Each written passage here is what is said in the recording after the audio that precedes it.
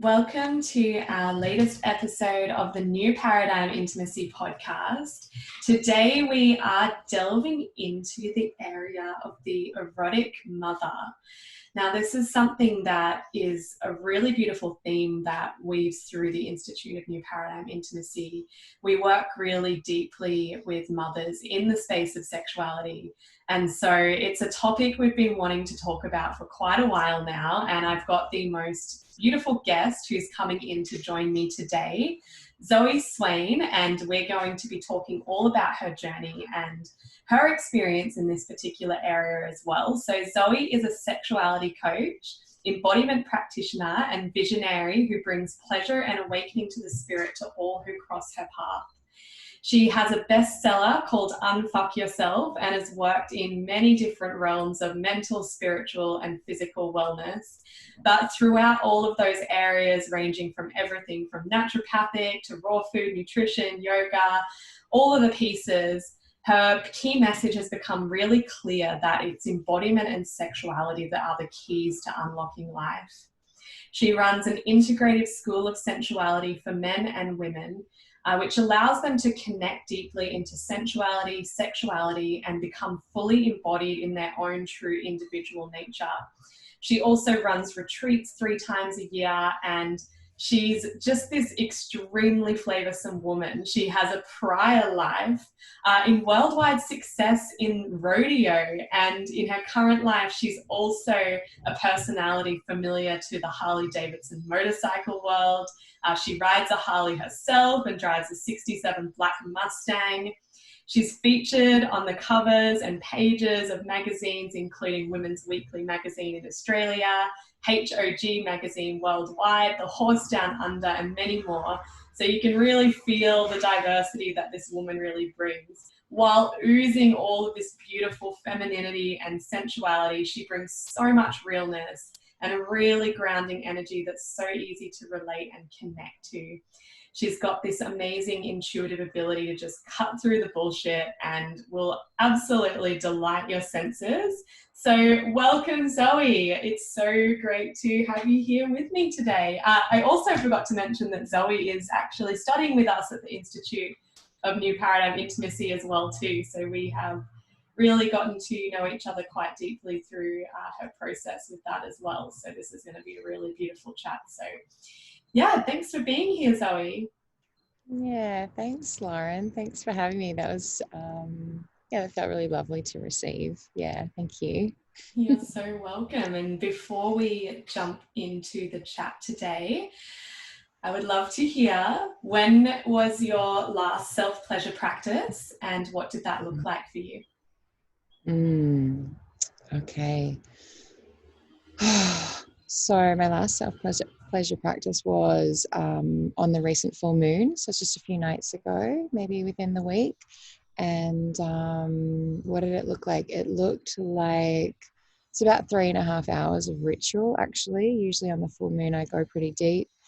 I was experiencing prior, like coming into this full moon, I was experiencing a lot of what felt like inner turmoil for sure, and a lot of emotion, a lot of darkness. And so it looked like physically, it looked like putting my kids to bed and making sure they were safe, and then running myself a beautiful hot bath, filling that with blue lotus and essential oils, and just really dropping in there in total silence. And then I'd already created a space in my room where I had a crystal grid, and actually did a couple of little spells and probably journaled for a good hour and a half, just like calling in, letting go of, calling in, letting go of. And then I took all of that, once I got really clear on the vision that I want to take forward for the next month to 3 months, and then outward to a year, I lay on my bed and I like probably spent half an hour just like warming my rose quartz wand on my body, and just breathing and sounding and just just becoming very heavy and becoming very like grounded and centered in my body. And then, yeah, like for me, that particular self-pleasure practice wasn't a lot of arousal. It felt like really arousing in my senses and in my system. But as far as like pussy arousal, it wasn't like hugely that way inclined. It just felt more like, yeah, for me, it's that essentially, this is beautiful, this is coming through, that essentially is a difference between, for me, the erotic mother is sometimes like, it's that really grounded energy. It's the feeling of like, I may not be sexually aroused, like in seductress kind of energy, but I'm super fucking present in my body. And then this is where the sex magic comes through, you know, like being that present to receiving that which I've just, you know, created in my space, and then working that through my body and birthing that out into my universe from there. Yeah. So that's a little rundown. That was such a beautiful Mm. explanation. And Mm. oh, I felt like I just went on that ritual journey with you. That was really Mm. beautiful. And I feel very inspiring for, yeah, the listeners hearing that right now, to know that, you know, often this question comes up, and I'm sure for you as well in spaces with women, it's like, oh, how do I do a ritual for myself? And that's just a really powerful example. It's so intuitive, and it's just slowing down and grounding in and listening and seeing what's needed and taking your time. And especially as mothers, like the that process of taking your time, right, is so rare, or it feels like something that can, you know, be considered quite selfish, I suppose.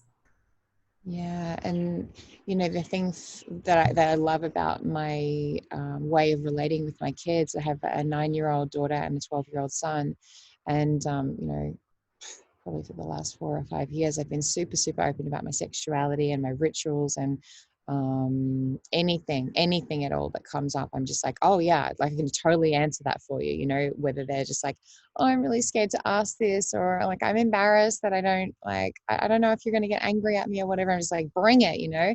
So when I go into ritual, I just like really let them know, you know, like, you might hear me, you might come past my room and smell funny smells, and like that's totally okay. I just ask that this evening that you just don't come in. Like sometimes we can do this together, but just tonight I just really need my own space. And so I just, you know, I'm safe. I don't want you to worry about me, because sometimes in the energy of ritual, like if you're just following the energy, there can be huge things come up. There can be rage, there can be you know, like huge energetic bursts of like sexual desire, or grief just overcoming your body. It can just become so loud. And like for me, I just, yeah, I think it's really important as a mother that, you know, my kids know I'm safe, and they know it's okay to go through that stuff. They know it's okay, like, oh, you know, like I remember a few months ago just feeling, actually it was longer than that, it was maybe nearly a year ago, and I was experiencing a lot of rage, and I just said to them, I have so much rage inside of my body. I need to go and let it out. And they were just like, well, okay, like what? You know, where are we going with this? And I just said, I'm going to go into my room, and you're going to hear a lot of things. You're going to hear banging. You're going to hear screaming. And I just want you to know that I'm 100% safe, and I'm going to come back soon. And this is the cool thing about like even taking myself into the rituals, this inner turmoil that I feel. Like I know I'm a super embodied and powerful and integrated woman, but sometimes, often I go through some really heavy shit. You know, there's a lot of like, which we'll get into, no doubt, is there's a lot of mother wound that I work through constantly. You know, um, that piece comes through constantly. That brings up a lot for me, and that's like, no matter how integrated, no matter how centered, no matter how embodied you are, in fact, the more you become embodied, the more you must travel those spaces. And so I guess where I was going with that is just like, I think it's just so important as a mother that we can lead our children to being, oh, like that's normal, that's okay, that's, yeah, like, you know, we're safe in our intense emotional turmoil, you know. Yeah, and that is such a powerful message in itself, because like women are so often hide their emotions. We've been made to feel, okay, this isn't a part of ourselves we need to show. And around children, it's like if we show our emotions around children, then they might start a tantrum or something like that. But Mm. that whole process you just like shared then is such a big lesson in itself, and really powerful. I would love to know, were you on this journey when you first had your children, and if you could kind of share what led you towards this path and how you navigated that. Gosh, I don't even know. Like, I know where the beginning of this path for me started, but as far as my sexuality path, like, I was a very, I'll just follow what's coming through for me. So I was a very self-sexualized teen. Like I really saw my worth in my sex, and so I had a lot of sex in my teenage years. In fact, I had sex very, very young. First time I had sex was when I was 13, and oh God, that in itself is just like a huge thing that came up for, like separation of, the mother wound started many years before that, but that just like, oh my. So I guess my sexuality journey, there was so much shadow in my sexuality for years and years and years and years. And then I noticed it was a place where I was super leaky. I couldn't control, I really felt I couldn't control my sexuality. I really felt when I walked into a room and I felt men's gazes, like that longing, desiring gaze, I would just activate. My whole body would activate. And I'd just be like uncontrollably stepping into this space of like, I have fucking got you. And it was addictive and it was controlling of me, and I didn't know what to do with it. And then I was married for like 14 years to a really beautiful man, and I noticed it was still there, and um it was like I found it difficult to be, not difficult to be monogamous, but it was just always there. It was just like always there in my background. And I almost became a little bit resentful of like, like this is just like it eats at me a little bit. There's always men, whispering in my ear or trying to like, have this and have that. And what I know now of that is that was me. That was my energy. That was my like that dark feminine of like, the shadow of being like, come here so I can control you, because like my self-worth comes from knowing that you want me, right? So I think like this journey, if on a surface level, started for me, like the self-development, the self-awareness journey started after I'd had my son, my first child. And I just became super, super depressed, and I didn't know how to break free of that. And my life was amazing. I was at the peak of my competition career. I had this beautiful son, beautiful marriage, we had a beautiful property, like la la la la, all the things. But I was just severely depressed. And so not to go too much into that, but basically, after a short bout of antidepressants, I started getting into raw food. I'd been vegetarian since I was 17. I started getting into raw food and noticed that made such a huge change in my mental clarity. And then I went fully raw vegan for many years. And like, so then that led me to like more like opening to, I spend more time around like being raw vegan in the country. We're like cattle farmers, like it's not, you don't see a lot of people like there's where I came from. There's not a lot of people that kind of show up like I showed up. And so then I got into yoga, and then I became a yoga teacher. And then I got into like yoga kind of brought me to this place of like, I feel something in my body now. And then I just had this desire to improve my sex life in my marriage. It was quite empty and shut down and very heady. And so, yeah, I started like journeying that. And I just noticed as I started journeying sexuality, there was like, it was just, it's like everything just went on turbocharge.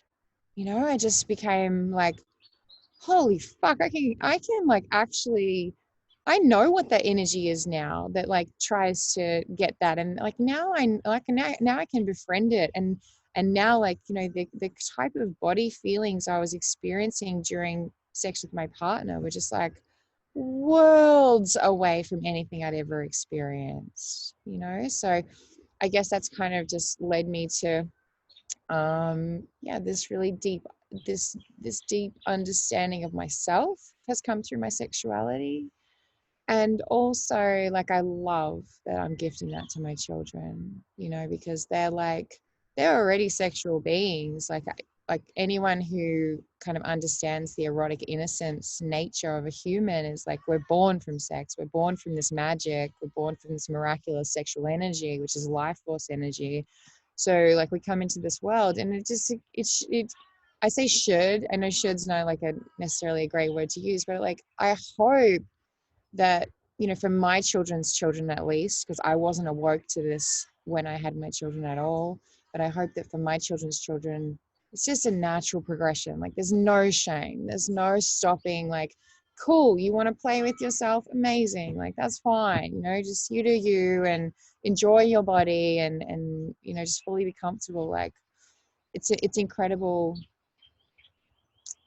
I feel like I'm talking a lot, but I really want to mention this. It's incredible. Like my daughter, you know, um, she'll say things like, you know, like super open around each other, and she'll say things like, oh, like, mummy, is your vagina meant to look like that? Like, why does your vagina look so different to mine? And already at 9, you know, she's been around her friends, they've had showers together and just like sleepovers, and they, you know, just like so innocent. And you know, she can see that like all these like underdeveloped, like they're just little girls' vaginas, and they're just so like pretty, and they look like porn star vaginas. That's what a little girl's vagina looks like, right? And so then she sees mine, and like she can see my inner labia, and it's like she's just like, oh, like is mine gonna look like that? And so it's just, for me, I guess what I'm trying to say is just like just having that real openness around sexuality, because sexuality, there's so much fucking shadow in sexuality. And this is like, it's been a huge thing for me of like I've basically been, you know, pushed away from my entire family because of it. I've been like discarded, and you know, all of these things, like people's judgments and whatever about like what kind of a woman I am, just because I'm so open around sexuality. But sexual energy isn't about sex, it's life force, right? It's the radiance that comes from within. So um yeah, I think that's probably what I'm trying to get through, is just like, rather than thinking of sexual energy as having sex, that act of having sex, it's like, oh god, that, you know, like we shouldn't be having that, we shouldn't be telling our children about having sex, because like we don't want them to have sex, right? We want to hold them back from that and keep their innocence as long as possible.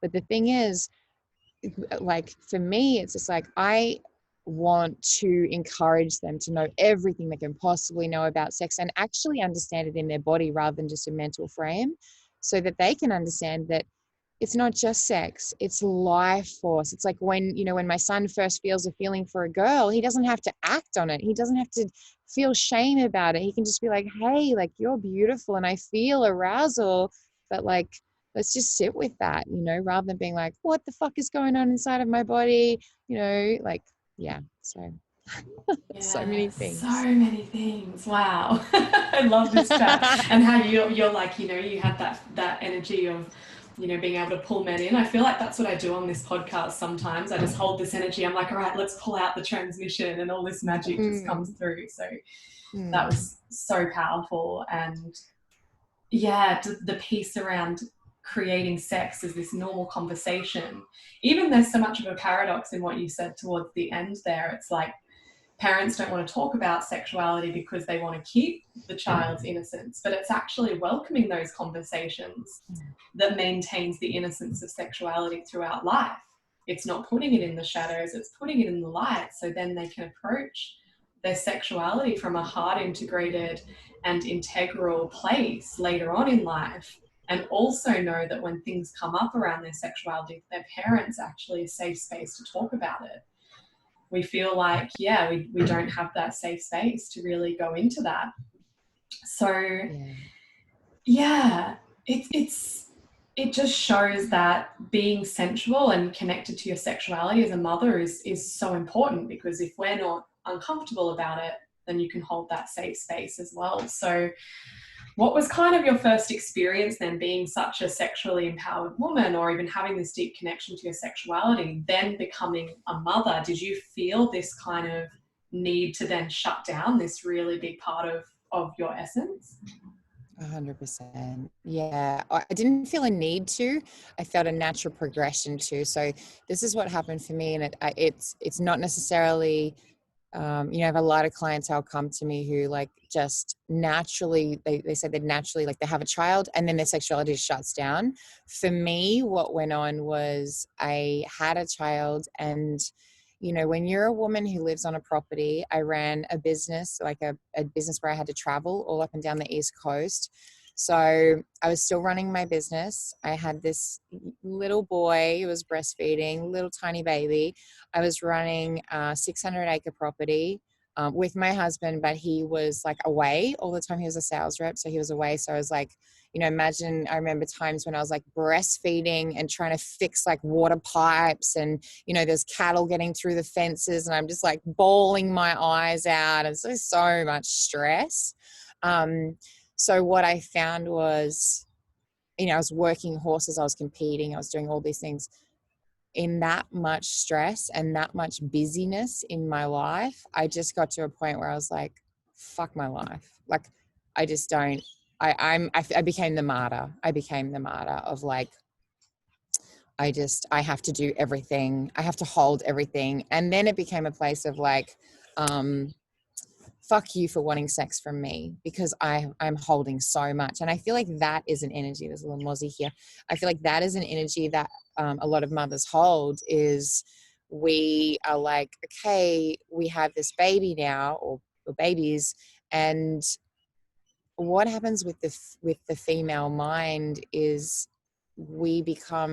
it does change, like biologically or physiologically, the brain changes, because now, in primarily our role then is to protect that child, right? Our primarily, the man doesn't stick around and be like, cool, I'm going to protect the family. He's just off with his, he's off doing his thing, like getting the food and hunting and like, yeah, protecting us an overall sense, but the women are with the children, right? And that's their like primal role. So there does have that energy shift change from attention on the man and like wanting the man's seed and wanting the man's like attention, to then being like, oh no, now I have a baby. And this is like, yeah, then the whole dynamic of the relationship changes. Obviously the man's like, hey, hang on, you fucking wanted me, like what happened? We just had a baby and now I'm nobody.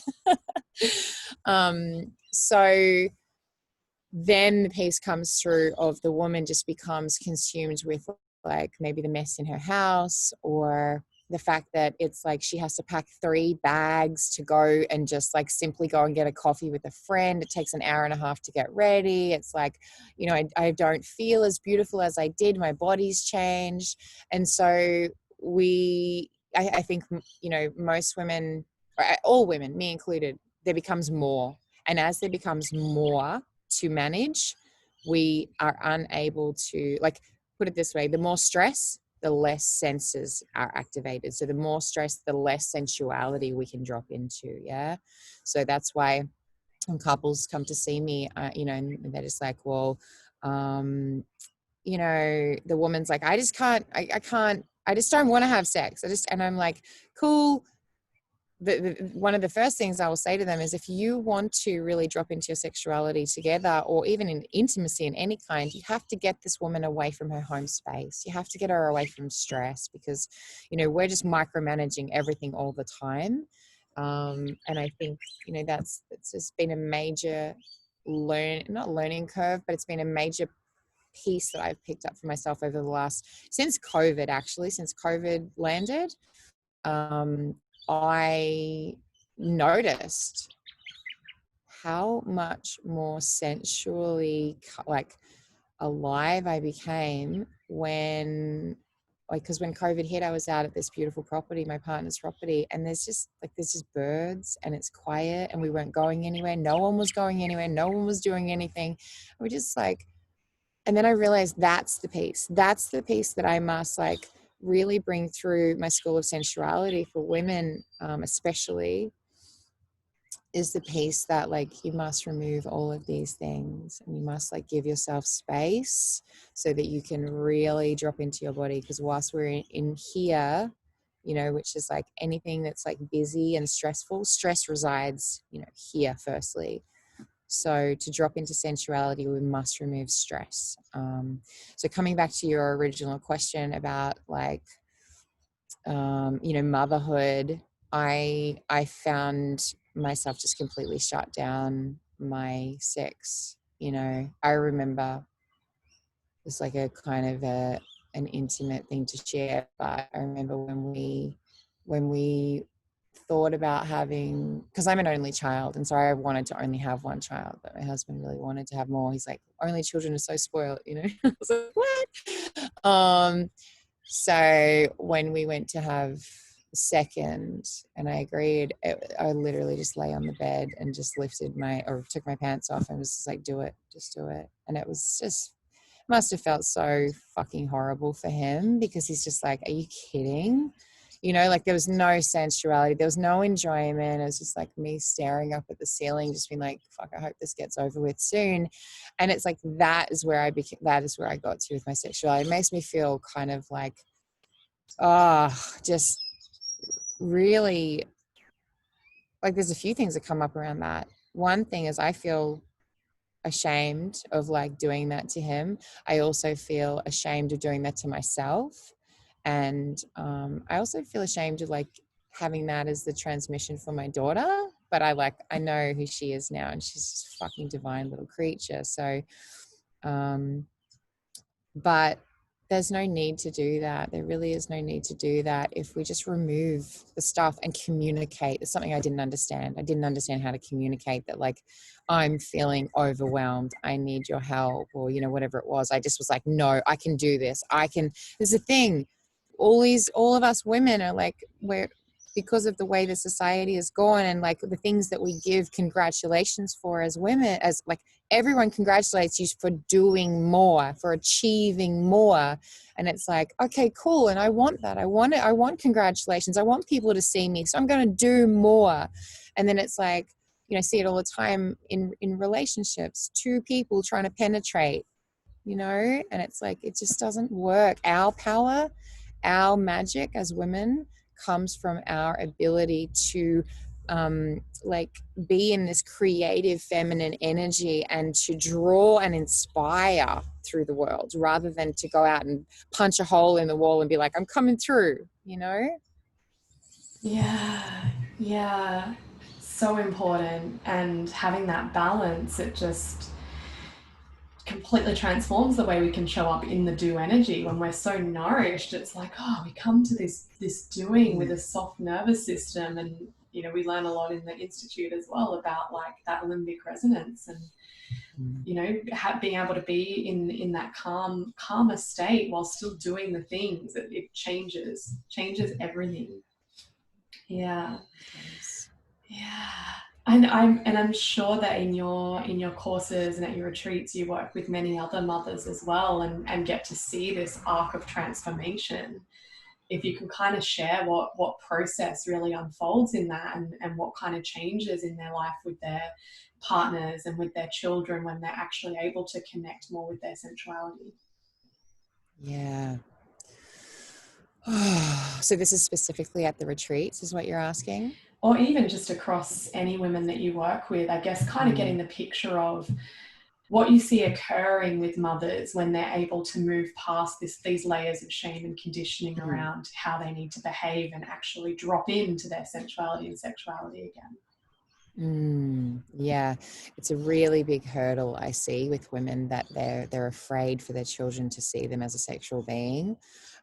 they're afraid for other people to see them as a mother, as a sexual being, because somewhere in society we've become, it's okay for a young woman to be sexual, and that's beautiful, and so like it's such a turn on. But if you're a mother, you need to not be like that anymore. You need to be, you know, couth, and you need to be you know, like proper. It's just like something that really changes our perception of women, changes as they step into motherhood. And so I guess what I see, and I see this especially in my retreats and especially in my one-on-ones with people, like when people are going through my programs, they give the, and I see from a distance, when they give the feedback of like, oh my God, this is happening. My intuition is like huge. You know, I'm able to like connect and communicate and transmit such a different energy in my family now. And it's confusing at first. It really is. It's like, is this okay to be like this? Is this okay for this to feel good? You know? But I definitely, in my one-on-ones, because I see it happening in real time, and same in my retreats, I see it happening in real time.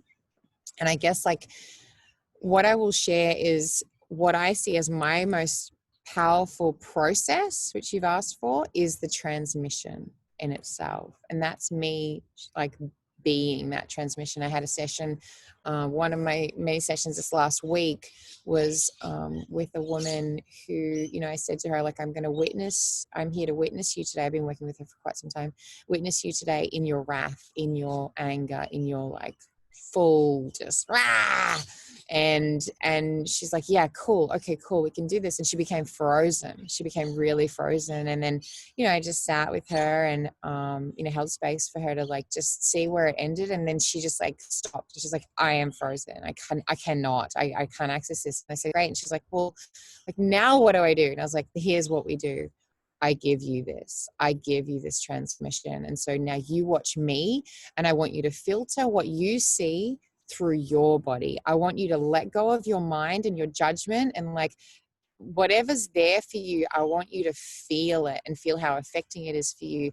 And it always happens that like women see this transmission that comes through another woman, and in this instance it's me, and that activates something. It's like, holy fuck, like now I feel it. And then like, you know, a few minutes later, we're both in this wrath and rage and like hissing at each other through the screen. And she was just like full primal warrior woman, you know, like it was so beautiful. And so that process in itself, like, I think that's something that comes, for me, it's come after it's come from working with so many and having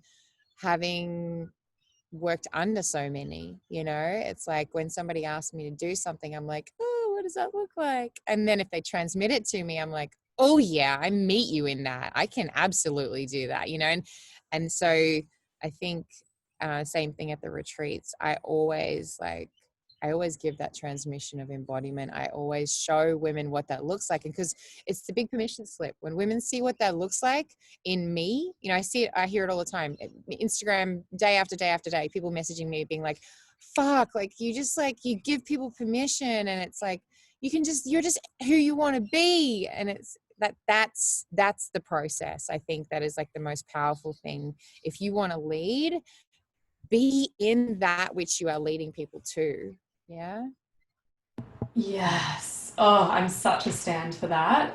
And this is why we need more sexuality leaders, or leaders that are integrating in sexuality, because that's it. You get to be the embodiment.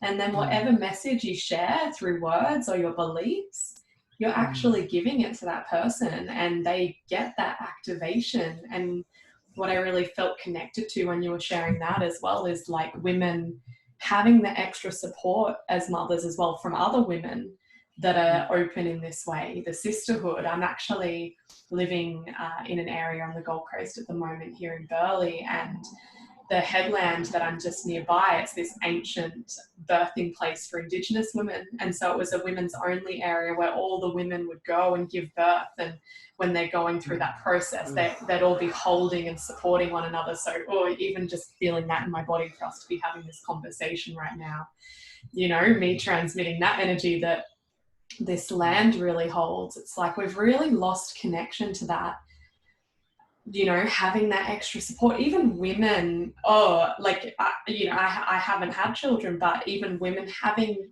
support of women through childbirth. And I've read, in even a book I'm reading at the moment around women reawakening their Shakti and their wild woman, about the orgasmic potential of birth, and how that in itself is such an erotic experience. And yet I saw, even a photo of like someone who's just given birth, and it's all the white coats and masks and gloves and things like that. And my body just felt uncomfortable by that. I was like, wow, I hope we can, really get back to a place where we're reconnected to the eroticism of childbirth as well. Yeah, it's a pretty big hurdle, I feel, like there's I think there's a massive separation between what I would call the mainstream and then what I would call is freedom.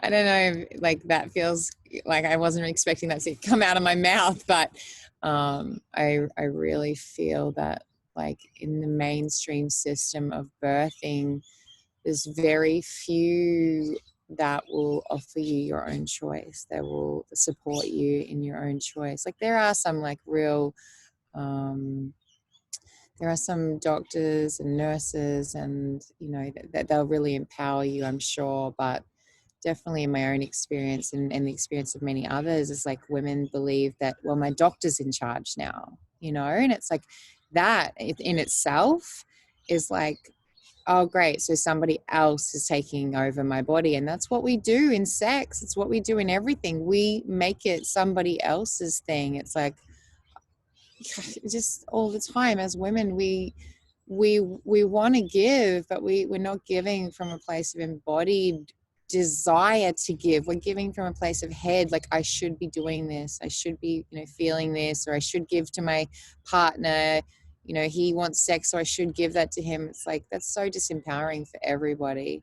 And I don't really know, I'm just thinking of like, I'm sure there are, but because I've had children now, I'm not really like looking for it on the radar, but I don't really know of like where women might go for like, the information on how to be fully embodied and tap into their eroticism and be fully empowered through their birthing. Like it's just not my area of expertise, but I bet there's like some really beautiful places. One thing that is coming through for me right now is what I feel is a lot of women don't step into that, the home birthing or the eroticism that's available through birthing because of this. And this may sound kind of funny, but I'm going to say it. Because of that thing where sacred sexuality is like, as somebody who, if you're not a hippie, if you're not somebody who's open to the hippie energy, sacred sexuality can be very unattainable. Yeah. So I think it's the same thing, like, the home birthing and, having a doula and, learning about your orgasmic birthing is for me, absolutely when I was giving birth, but like, even now, I don't see that as being available to the mainstream. I don't see there being a bridge, and I'm sure there maybe is, like maybe somewhere, I'm just not aware of it.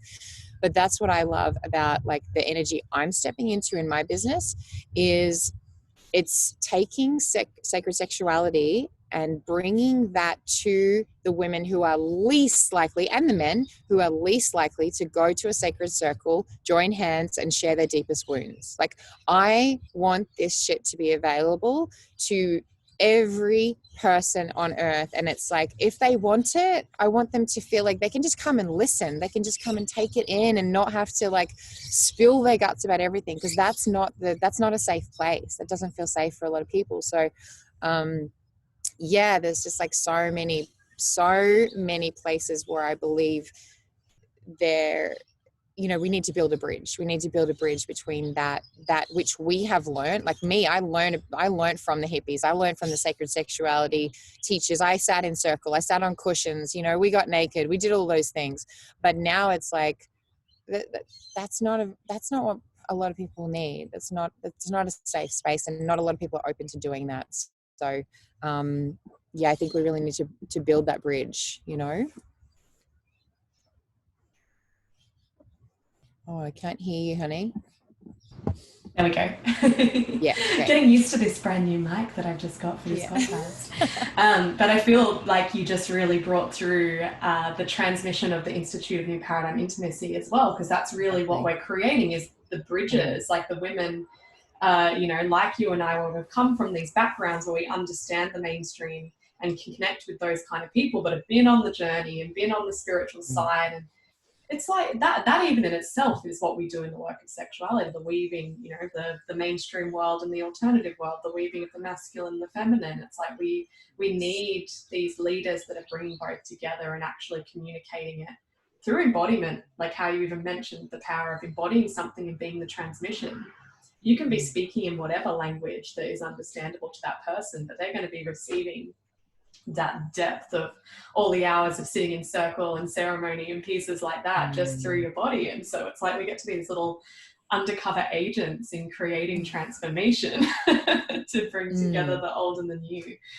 Yeah, I love that share. And there's probably whole layers of conditioning there as to why, you know, it's perceived that that is more of like a hippie thing or pieces like that in order to keep it out of the mainstream. But we're changing that for sure. Yeah. And I've really loved that about the journey through New Paradigm Intimacy, because for me, joining the institute was not about learning. I'd already been teaching sexuality. I'd already been coaching through sexuality and embodiment. I'd been doing that. And so it was like, but there was just something, you know, even Vic said to me, wait, are you sure you want to do this? Like, this is like, aren't you already a sex coach? And I was like, well, I know, but there's just something really drawing me. And that thing that was drawing me was that transmission, which Victoria gave, and I see her giving, of the,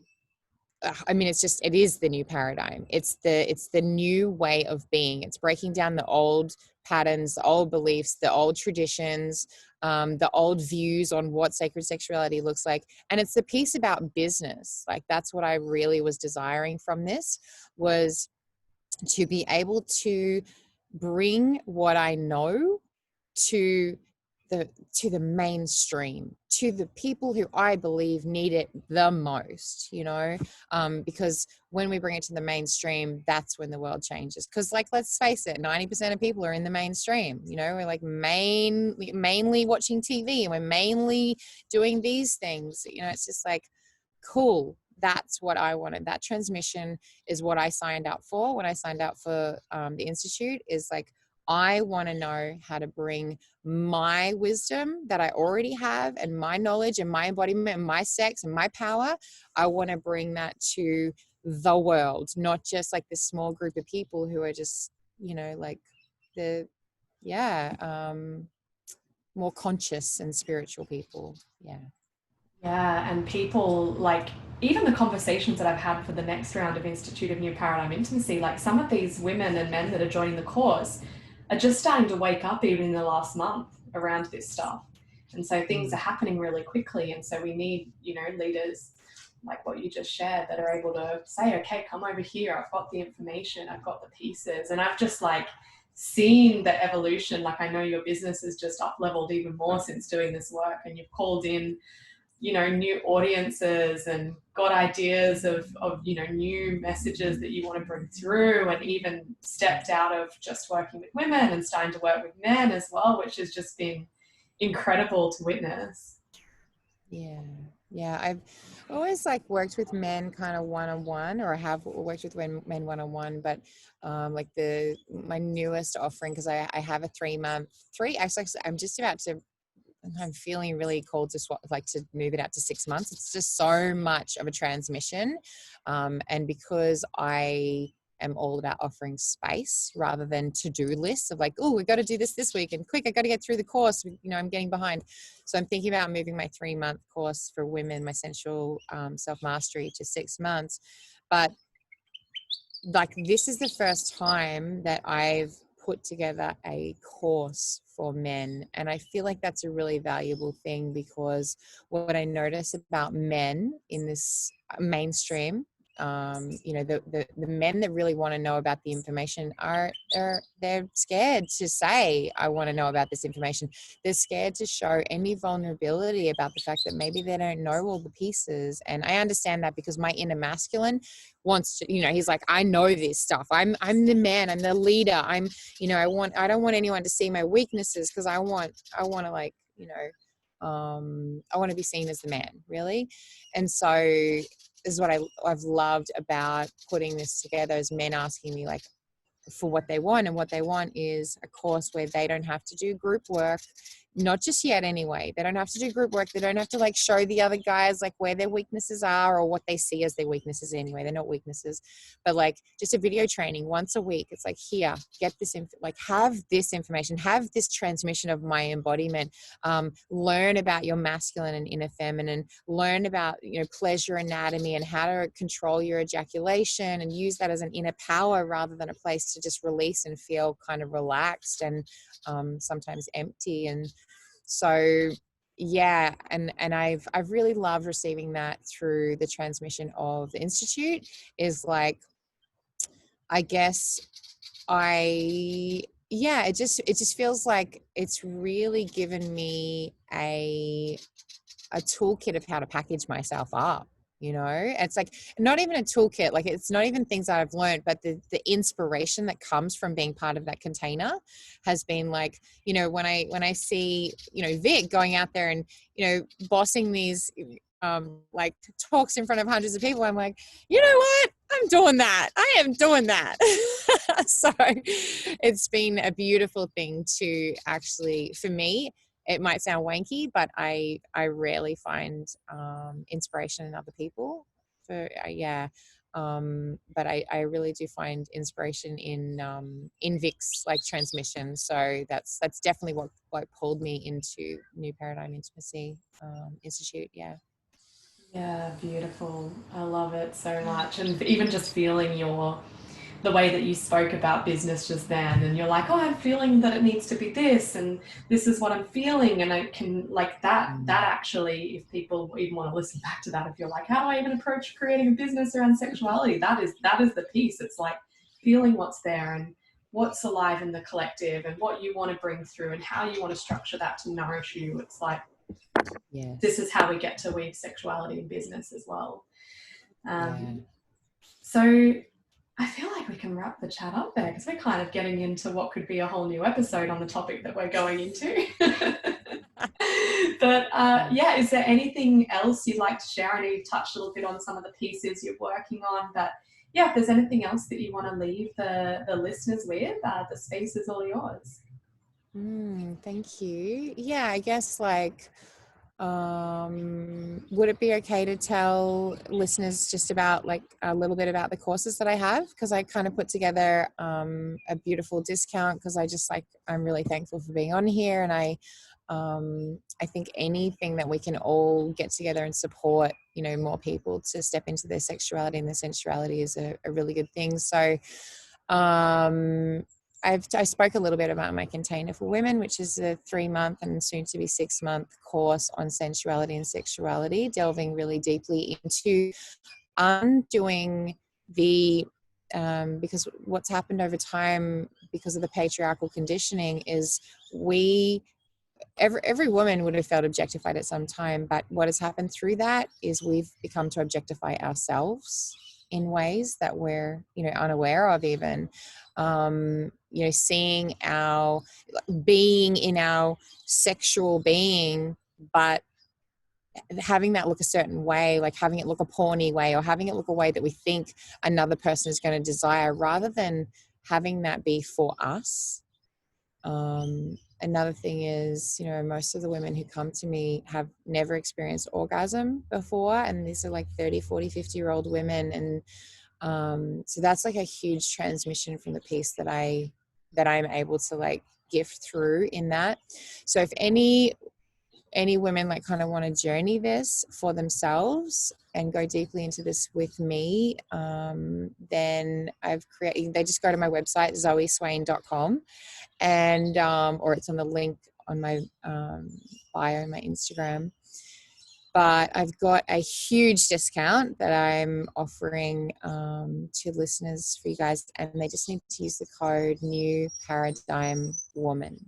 And then same for men, the course that I have for men, the 6-week training course that I have for men, where they receive a training video every week. Then it's the same thing. They get like nearly $600 off the course by being a listener. So it's just New Paradigm Man is a discount code for that. And I just love if anyone like wants to connect with me. I mainly reside on Instagram, which is my handle is at Zoe Swain and then DOTCOM. So it's zoeswain.com, but it's all a word. I always love like connecting with people and, just sharing knowledge. I do a lot of like stories and stuff on there. I don't spend a lot of time on Facey though. I just find it a little bit abrasive, but thanks for letting me share that, beautiful.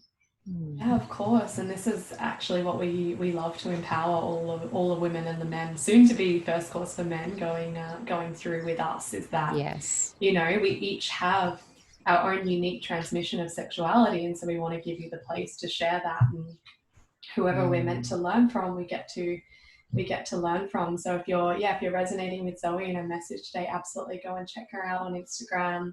The programs, I can just feel how much heart and soul and sexual energy that she weaves into that. So yeah, I've absolutely loved this chat, and even for me, receiving your transmission on a more deeper level has been beautiful. Feels so much resonance with everything that you're creating, and I cannot wait to see what this new chapter ahead brings you.